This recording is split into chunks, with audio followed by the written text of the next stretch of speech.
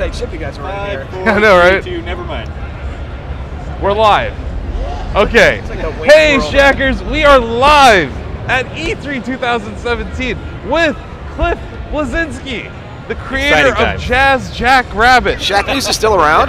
Shacknews is still around. Okay, cool. That's our slogan. An account on our forum. Oh yeah, it's been a while. Our slogan for this year is "We still exist." Our real slogan is "Everything should be on Switch." But no, let's talk about why you're here. Well, let's talk about the set first. This is very Baroque of you. Right? Yeah. It's basically like if we had... put my feet up here. Yeah, go for it. Yeah, it was like the order of the water buffalo for Shacknews. Yeah, where's my hat? Yeah, we need to get some hats. You got like, Steve Gibson on the wall. You got Goatsy. Yeah. We pay homage to our history, yeah. Do you know that was actually an Unreal Tournament 2004 in the junkyard level? You had to drive the vehicle to the exit in the assault level and go through the actual, there's bars that kind of were the hands, and then it was pulsing red.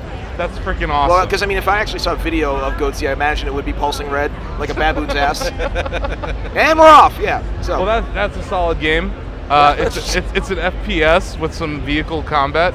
It actually kind of gave birth to Rocket League, of all things. A lot of people don't know that. I was having this conversation with my friend Powell last night, and I was like, she's talking about Rocket League and whatnot. I'm like, do you know where Rocket League came from? She's like, yeah. I'm like, do you? And she's like, yeah. And she started bullshitting me, and I love her, but she does that occasionally. I'm like, no, listen to me. So Unreal Tournament was a success for us back in the day, and then all of a sudden, vehicles started to become the hot thing.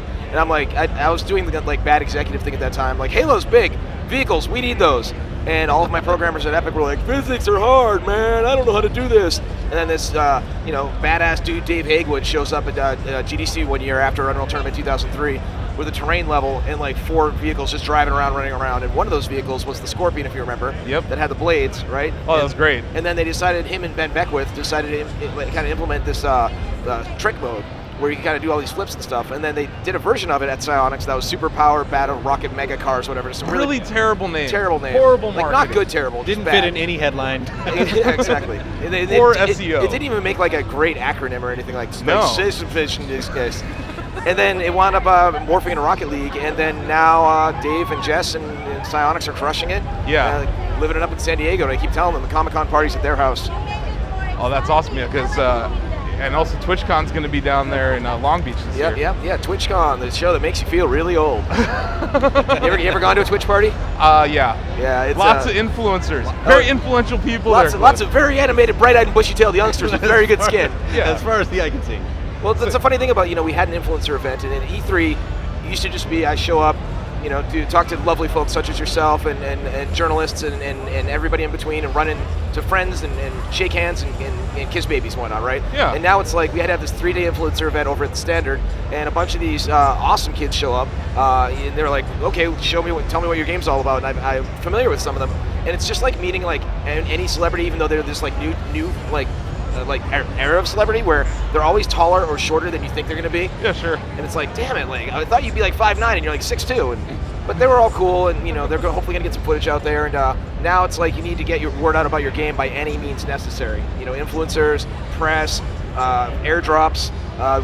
There may be pieces of moon rock with our LawBreakers logo around the convention center. Carrier pigeons, whatever. Yeah, exactly. Ravens. So let's talk about how we got to LawBreakers real quick. You exited Epic after the sale of Gears of War. Congratulations on that. Let's back up. So it wasn't Tencent did an investment in Epic. That's right. And they bought out a large chunk of my shares. Okay. And I was like, you mean I could just leave? And then I tried to renegotiate my contract in earnest, honestly, but we couldn't come to terms. And so I was like, you know what? I realized Epic at the time was basically a lot of the programmers had turned into Guilfoyle from Silicon Valley. Okay. It's oh, you want to make a game with jump pads and chainsaws? Oh, that sounds exciting. And then also the MOBA infection had started taking over there. Sure. I refer to that as, it happens to every studio. You go through your MOBA infection phase where everyone decides they want to make a MOBA. And to be fair, Paragon's pretty cool, and it's getting a lot of traction. Yeah. And you can say I sold out, but I mean, hey, it's nice to be able to pay the bills and go to dinner, right? Yeah. And so then I, sat at the pool, drinking craft beers for a year and a half, getting fat, And then I was like, okay, I need to actually do something with my life. And, so you opened a bar. Well, that was my safety net. So I opened a small restaurant in Oakwood in North Carolina. Yep. That was like the test. Okay, let's open this kind of 60% outdoor seating, neighborhood bar and restaurant called The Station. It's an old gas station. My business partner is very on the nose with things. It's like if he found a new beach, he'd be the guy named it Long Beach. And so then he goes, you know what, Cliff, I think Raleigh needs a beer garden. And I'm like, you're right, Niall, it does need a beer garden. That's my terrible Lucky Charms accent. And of course, my business partner being 6'8", very charismatic, he's of the belief, go big, go big or go home. Much like the banner for LawBreakers outside. We'll get back to that, obviously. Yeah, sure. And he built this beautiful monstrosity with just overflowing with greens right on Glenwood Avenue. 387 beers on tap, 2 Guinness World Records, one for the most amount of beers on draft, and then the other one is the most craft beer breweries represented. Are you guys I have that hanging in my basement. You have the certificate displaying? Yep, right next to an Oculus sign that's been signed by the team. I'm glad you brought up Oculus, because while you were setting up your awesome beer garden, you had your money hat, you invested in Oculus at probably the best possible time ever. Yeah, it was one of the, well, VR, how long do you have? I could talk about VR all day long, but I remember sitting in Mark Rain's office and Brendan Uribe's there, and I remember hearing about this duct tape thing that Carmack had. Yeah, sure. And I have a photo of me using it somewhere, and I'm wearing like a Batman shirt. I put this thing on and I looked around, I was like, yep, I went in. And it was, again, like the jaded programmer thing was really getting to me at the time, because it was like, that'll never work, it's not going to be high resolution enough, it's going to be latency, people are going to get sick. In VR, it's not perfect yet, but it's come a long way. And the biggest problem with VR right now is the platform holders. I have a VR pitch that I want to do, but the problem is that the budget's like $3 to $5 million, which sounds like a ton of money, but if you spread that out amongst decent salaries, burn rate, studio, healthcare, insurance, etc., it's not a ton for making a game, right? Yeah. You look at some of these AAA games, they cost 100, 200 million to make. So I wanted to make a real VR game that was a lot of fun, that was also kind of a way of kind of treating seasonal affective disorder.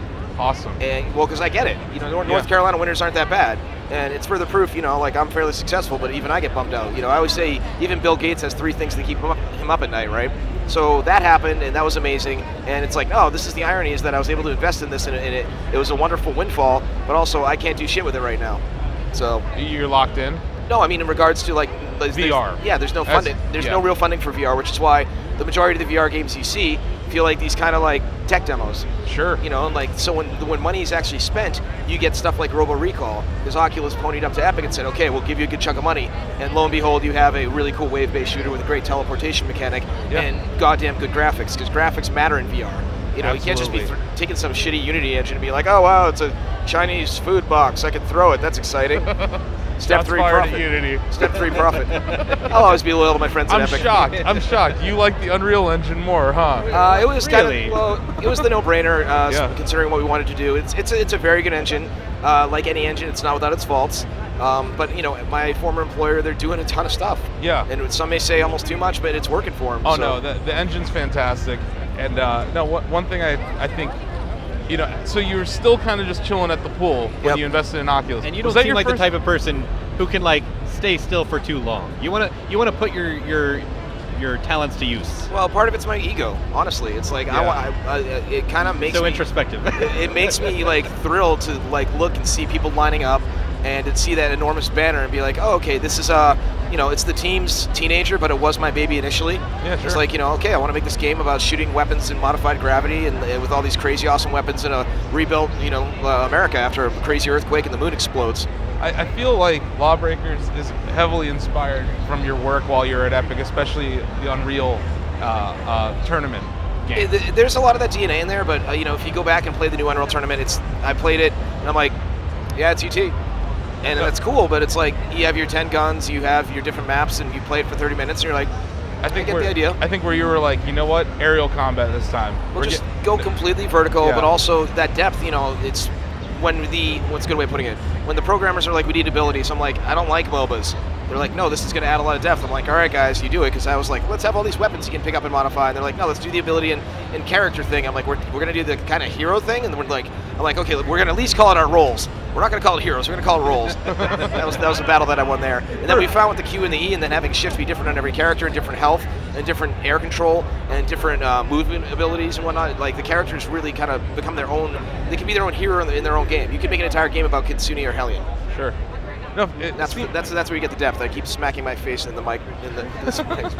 It seems for a while that like before Lawbreakers and Boss Key was even in your brain yet. Maybe it was, but you were just on Twitter reviewing games.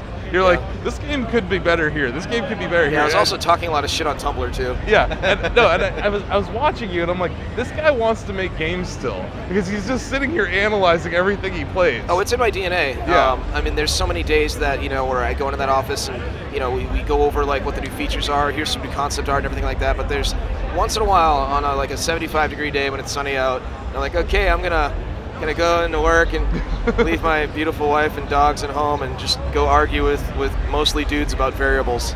Was there any point when you went back to work where you're like, what have I done? I mean, it's just, there's a saying that I have mugs around the office, and I've said it before, arguing with an engineer is like wrestling with a pig in the mud. Eventually you realize the pig likes it. And game developers, like, if there was the arguing Olympics, game developers would be gold in that. They would just win at everything. They'd be like set in world record. Even Germany would give them like a 10, right? And it's just like the Russian judge is even if they agree with you, they'd be like, I'm just gonna play devil's advocate just to be a fucking dick. Yeah. So did you build which came first, Boss Key or Lawbreakers? Did you build Boss Key to be the scaffolding for Lawbreakers, or vice versa? I had a lot of the ideas for Lawbreakers initially, and then I realized, like, oh my god, we may actually have to start a company, which is absolutely terrifying, and I don't know anything about that. And I would not do this company or have started it if I did not have my COO, Ariane Broussais, who's the guy I did Jazz Jackrabbit with all those years ago. And so he messaged me one time, and he's like, hey, what the fuck are you doing? I'm like, I don't know, I'm bored. He's like, I'm working on Battlefield fucking Hardline. This is terrible. Like, get me out of here. It's the B Battlefield. And he's like, all right. So we started like talking, and I started on my end, like doing everything I could to kind of prep, wind up finding people who had worked for the company before we could start the company. So like Sarah, our office manager, Chris Melke, my main producer, and we got everything in place. So when the deal was signed, the money was in the bank. Boom, boom, boom. All the pistons could fire, so we could just get our desks, get there immediately, and just start. And I'll never forget, after a year and a half of sleeping until noon, of getting up at like 9:30, and then popping over to the office at a fairly reasonable hour while it's still actually morning. And I had my backpack with my laptop in it because we didn't have our computers yet. I was using my own laptop, and it literally felt like the first day of school. In a good way. Not like traumatized, like terrible school. Yeah, I think because you didn't just get hired by some existing AAA, development student, you had more control over what you're doing. Yep. It seems like that probably lent to some excitement. I think I'm starting to believe that I'm just like a huge OCD control freak. And I told my wife, it's like when I die and like you have whatever service for me, I want you to play Frank Sinatra's My Way. Because it's like, I didn't want to go to work for somebody else. And you need to play it at this decibel level, and you yeah, exactly. And then drop the dubstep remix right in the middle of it. Yeah. So, and for me, it's like, I've been at E3 before with large banners and a booth and press and things like that. But this year in particular, this moment, this summer the studio will have been open for 3 years. This was on my own terms. I'm the primary owner of the company. We own the IP. Nexon's been a good partner. You got to, hope they keep like pumping the marketing beast. This game I wanted to make. We can talk about the gravity-defying combat. We can talk about the roles, the maps, all that stuff. But at the end of the day, I think we've kind of made the Dark Souls of competitive first-person shooters. And our matchmaking required a lot of tuning because in the first alpha was all over the board, but in the first beta, your average person, their win rate was only 20%. And if the Glicko matchmaking is doing its job, you want it to be closer to 50-50, which Ramon and our programming team have tuned to the point where now it's literally the definition of win some, lose some. Because nobody likes a blowout. No. It may seem fun, we just dumpster that team. It's like, no, man. It's like, like the NBA Finals. It's like, Oh, man, I'm from Ohio. That sort of leads to it's a rough day today. Curious about. Sorry, too soon. I think more than most devs, you're very open about, like any art form, game development could go on forever if you let it. There's always something to fix. There's always something to tweak. What made now the time to be like, we're done, ship it? Well, the hope that the game will keep going. There's the old saying, true art isn't finished, it's abandoned. Yep. And for us, it's like, okay, let me back up a little bit. Like whenever I've shipped a game in my career, and I've seen this with other developers, and I hate to use the term because it kind of downplays a very bad thing for that new mothers have to go through, but it's almost like a version of postpartum depression, where I've been working on this game for 2 or 3 years or whatever. In the case of Horizon Zero Dawn, like 14 years. Great game, by the way. And so it's like, you're kind of like, okay, it's out. Yeah. Now what? And it's kind of like the silence of after a show of E3 or GDC or whatnot, where you're sitting on your sofa and it's like, just like, okay, now all that excitement's over, and I've just been stimulated like crazy. Now what? And you really do get bummed after you ship a game. And I told the leads to remind everybody at the company that now, like, hopefully this is a living product. We've announced Roll 9, which is Harrier here, aka Laser Shoes, and shoots freaking lasers out of their shoes. Yeah. Kicks both feet in people's face and can melt them as they fly over them. And that's a great little shift so that they can kind of tap and do some tribe surfing throughout the map. That Very speaks cool. to me as a gamer. And shoot lasers out of the chest like a fucking Care Bear stare. Right? Showing my age now. And so anyway, like, I've already played with Roll 10 at the office. And, I mean, it's not done, but it's like it has kind of its Q and its E and its movement ability. And like, the team's kind of shoring that up. So hopefully, X time after release, we telegraph and show, okay, here's Roll 10. And then people are like, oh, that's exciting, and here's a new map, and here's a new game type, and here's how we've unfucked the balance of the game. Yeah. Because every game's balance, except for Smash Brothers, is fucked on ship. And so people are going to find things that they can do that we never thought of, and then we're going to issue patches, we're going to continue to massage the game, build the community, and maybe one day be an e-sport, because everybody says esports, and e-sport. It's like, okay, say e-sport one more time, motherfucker. Hey, You're not coming out eSport You're not coming out in 4K, in before VR. HDR. You're not coming out before the game is even out and saying like this will be an esport, because that No, there's that always always- seems like it jinxes it. And a lot of people are just throwing money at it. And I think one of the few games right now that can't get away with throwing money at it is the new Quake. Yeah. Because what Quake is tried and true. And I've played it. I played it at PAX. It's Quake. Yeah. The abilities are kind of just there, but I mean, it is what it is at that point. Yeah, I think the abilities are almost like another weapon. Yeah. And I like how they had the power up. You can speed it up with pickups. I mean, what I would have It's done. still kind of Quake. Yeah, I mean, what I would have done if I were them, far be it for me to tell Tim Willits how to do his damn job. I know and like Tim. Like take regular classic Quake and put it over here as a mode for those who want it. Yep. And then double down on the like ability Quake, right?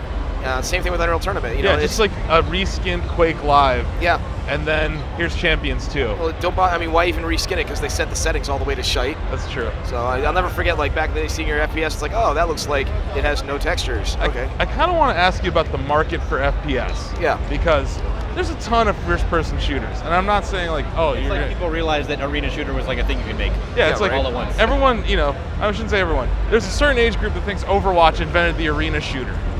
10 to 15-year-old dude. Right. Yeah. So this trick has been pulled for millennia, Yeah. right? Where the humanity forgets, and then shit comes back. It's like boy bands. Yeah. I grew up. I'm 42 years old. I grew up watching New Kids on the Block, going, what the fuck? You got the right stuff. Yeah. So and I think going back to this, I think there's a challenge with monetization of an FPS in today's world, and also, like you mentioned, framing it in a world where esports are a thing. Yeah. I think going back to Rocket League real quick, they didn't say esports. They made a fun game That was fun to watch. that was fun to watch. And also easy to learn, hard to master. Yeah. So I mean that's the goal, right? So I guess I'm Are you drinking guys my. taking notes? He just gave you how to make an esport. I'm in VR with roguelike elements. I So just do all of those very hard things, and there you go. I still find myself like whenever I'm walking by and there's a playtest, I'll just watch our game. Because the verbs of the game of sliding, floating, stabbing, grappling, jump jetting, and everything are very compelling and creates this kind of amazing sense of flow in the game. And like when you see somebody pull off a very cool move, you're like, God damn, that person was good. And so watchable is one of the first things to do. And then something that's has a skill cap that's crazy hard. And so there's this kid, Drifter, who's a great Call of Duty player, was giving us some feedback also. But I can't remember this kid's name. It was like Mender or something like that. He was like this 19-year-old kid.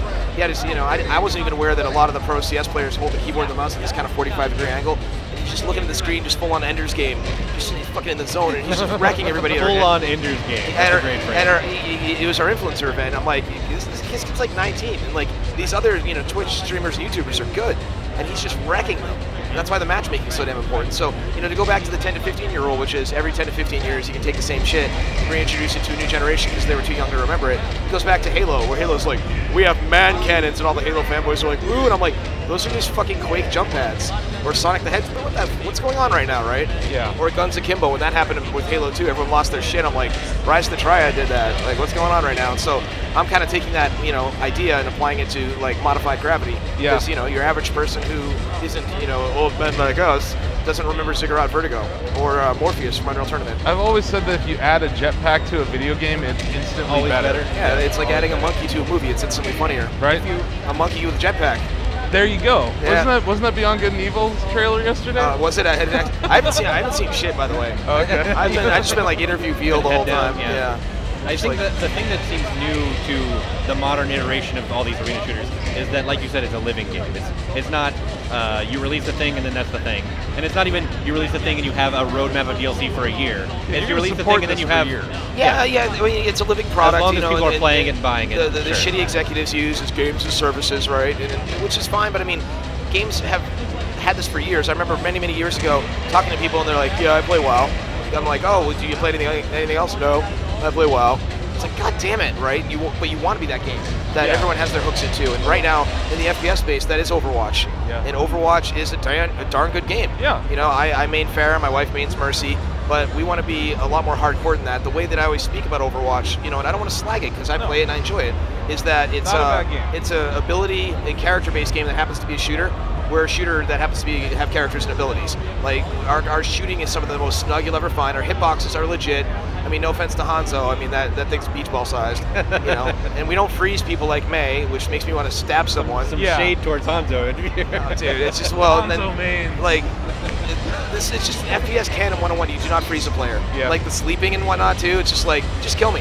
Yeah. I'd rather be waiting in the spawn queue. Yeah. Right? So there's a lot of little things like that I just wanted to avoid. And you know, the game is gorgeous. Blizzard is amazing at their character design. Their cinematics are second to none. Pixar quality. Yep. So we're like, okay, let's make something that looks a little bit more for the Halo and Call of Duty and Battlefield crowd. Yeah. Because I was talking to a streamer who streamed Call of Duty, and he was playing Overwatch because he wants to expand what he's streaming. I think it was Drifter, and they were all like, "This is a kids game," which it's not. But people see the bright colors and the kind of fun characters, and the cynical, you know, gamers sometimes are like, "Screw that, not for me." And I'm kind of counting on that. There's a niche for character-based FPS with arena shooter DNA, but with the depth of a modern shooter that people will want. And LawBreakers is still more stylized than I think some, you know, mature shooters or anything. Well, I mean, when it comes to mature, we're not really leaning on like the whole balls type thing. Where, you know, we do have the characters do occasionally say a curse, but I've always said the reason I put blood in my FPS games is for feedback. And also when you're like, you know, you do the stab as the wraith into somebody who has low health and they literally explode, and you just go through their like dust or the blood cloud, and you're just like, oh, it's a very, very good feeling. I mean, yeah, you guys had the headshot in Gears too. Yep. I mean, you've had a history of very satisfying kills. Audio, it's dude. There's several unsung departments in video games, and it's, you know, audio is one of them. UI is another one. Yep. IT, QA. These are the folks that are like the backbone of your company, as well as like, you know, if the UI just works, you don't notice it. You know, if it doesn't, then it's a game-breaking experience. I mean, I kind of want to talk to you about the future before we let you go. The future? The future of gaming. The future technology. I don't get to remind people of the price point and everything. Oh yeah, there's a price point. $29.99. None of that $60 multiplayer only bullshit. A mighty fine deal. We do have a $39.99 edition. It's a bargain at twice the price. Exactly. You can buy one. You can buy one for a friend and go online. So PS4 and on PlayStation 4 online only in regards to like downloading it. None of that disc-based stuff. This isn't like 2001. And so there's a $39.99 edition called the Deadzo edition, which I was jokingly say we should just call it the More Skins edition. You get a few like really nice, actually exclusive skins to that, but you can get in there at $29.99 and still have an amazing experience. And then August 8th. So we wanted to get ahead of the whole you know, rush of the winter, you know, 8 million games, and with a lower price point. Doing the beta starts Rise Up beta June 28th, where if you have a code, just hop online and it'll download the update. And then June 30th, we're going full on wide open. We're going just open beta. You're gonna be out before QuakeCon. Oh yeah, well, I'm joking. I want to get with like an 18-wheeler with like the 10 machines in there, just pull up outside the convention center. Have your own BYOC, just in the troll QuakeCon? Yeah. You know, my entire life sometimes feels like it's been like a rivalry with id Software. You know, back in the day, John Romero, I want to be you, and we have it on the back wall. It's Quake versus UT. Yep. The ultimate debate on our site. I still think we ultimately sold more. I'll tell you one thing though, right? Quake's movement always felt better. And so I went in and studied why Quake's movement felt better, and it goes back to that classic code that was taken for TF2. In Unreal Tournament, when you start moving, you immediately are at full speed, and when you stop, you immediately stop. It's very binary. Yeah. And looking at TF2 and Quake, when there's an acceleration there. When you stop, you kind of decelerate. When you combine that entering and exiting gravity, it provides this kind of buttery smooth experience, as well as in the default Unreal Engine 4 code, the walls are very kind of sticky. They provide a lot of friction. So the only time you actually stop by a wall in LawBreakers is if you're completely perpendicular to it. Okay. Otherwise, if you're at all off from being perpendicular, it's buttery smooth. And like I literally had, worked with Nathan Wolf, our programmer, to make sure that that was the case, especially when you're backing through the map so you don't get hung up on anything. This is the little shit that separates good from great in an FPS. Yeah, absolutely. I think gameplay. Those of you care about that stuff. Cool. Just real quick, there's a lot of buzzwords out these days: machine learning, AR, VR, Xbox One X. That's a terrible name. Right? Thank you, Cliff. I saw Phil in the elevator and I didn't have the heart. I'm just like, we're calling it Xbox. Well, it's eventually. Or the hugs and kisses. Or hugs and kisses. It's eventually going to turn into a game of tic-tac-toe over there. Yeah, the next one should be Xbox One XO. Yeah, exactly. But, you're talking about why you decided not to release a VR game yet. Can you talk about, when you look at this landscape right now, and you have Nintendo Switch, which is Nintendo, once again, not releasing the brand new tech, but kind of stealing thunder from what is a very expensive, overpowered console in the Xbox One X. What do you think? What do you think about the state of gaming right now going forward? First off, the fact that the LawBreakers not on Xbox. Yeah, that speaks volumes because you were working with Xbox exclusively for Gears of War. Well, I mean, that was the business deal that Epic negotiated that I had nothing to do with. But it's also a situation that we looked at the install base for both systems, and Sony's way ahead right now. And so we only have 65 people, and I'm in the game-making business, not the marriage-ruining business. I didn't want them to kill themselves. So we decided PlayStation 4 first, which doesn't mean we can't do an Xbox version later. Yeah. It's just a matter of time, and then, we would love to eventually get here. Now it's on Xbox, Xbox One XO, Eggplant, Peach, and then eventually have it be amazing, right? The Xbox Eggplant. That was a joke grenade that just took a second. That was amazing. Anyway, VR. Oh yeah, so the current state of the industry, it's like Nintendo's going to keep doing what Nintendo does. I just started Zelda finally, which is pretty magical. It feels Zelda Skyrim-y, which is cool. Sony's still marching ahead. AAA is getting completely unsustainable unless you're owned by Sony or Microsoft, or EA or whatnot, where games are $100+ million. And VR is in kind of a weird state where the funding isn't really that much there from the powers that be. Our deal with Microsoft was so sweet at Epic that I believe it was better for Epic than it was for Microsoft in many ways. But Microsoft was like, fine, as long as we sell Xboxes. It's a loss leader, essentially.